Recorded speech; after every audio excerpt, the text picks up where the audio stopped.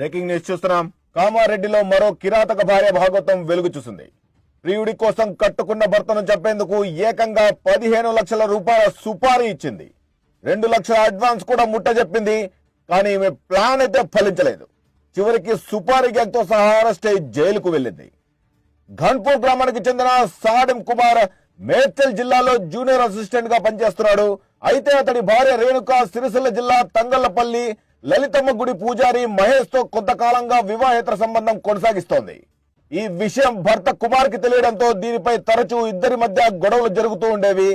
అక్రమ సంబంధానికి అడ్డుగా వస్తున్నాడని భర్తను చంపేందుకు ప్రియుడితో కలిసి భారీ స్కెచ్ వేసింది రేణుక. భర్త కుమార్ ని మర్డర్ చేసేందుకు సుపారీ గ్యాంగ్ తో 15 లక్షల డీల్ కుదుర్చుకుంది.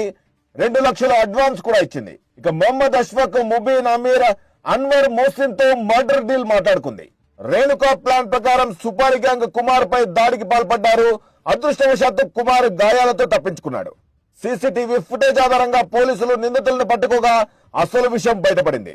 ఈ ఘటనపై కేసు నమోదు చేసిన పోలీసులు భార్య రేణుకతో పాటు ప్రియుడు మహేష్ సుపారీ గ్యాంగ్ ను అరెస్ట్ చేశారు.